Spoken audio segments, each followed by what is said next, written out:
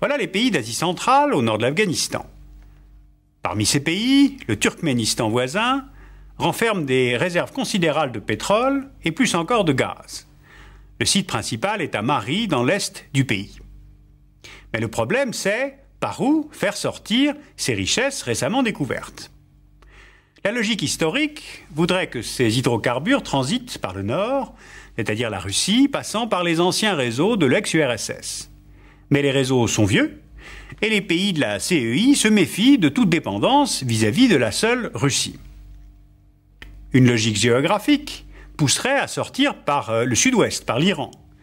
Mais là, c'est le Congrès américain, avec ce qu'on appelle la loi d'Amato, qui fait obstacle à tout commerce et tout investissement avec l'Iran, ou plus exactement, qui change d'avis d'ailleurs toutes les demi-heures.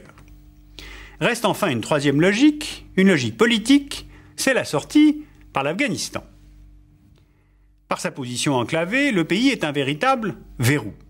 Or, cette sortie intéresse les compagnies pétrolières américaines, argentines et surtout pakistanaises, qui cherchent à empêcher toute évacuation des hydrocarbures par l'Iran ou par la Russie.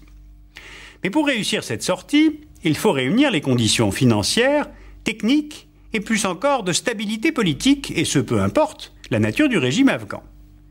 Si l'on veut construire un oléoduc-gazoduc partant de Mari, transitant par l'ouest puis le sud de l'Afghanistan, puis l'ouest du Pakistan pour arriver au port de Gwadar, on voit que l'on traverse, pour la partie afghane, la région majoritairement pachtoune-talibane.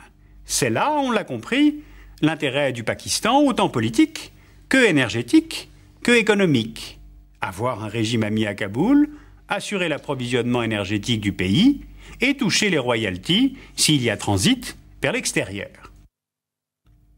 Pour évacuer par une liaison directe gaz et pétrole d'Asie centrale, les compagnies américaines Unocal, saoudiennes Delta, argentines Bridas ont déjà investi massivement, et investir, cela veut dire parier sur tel ou tel mouvement de guérilla.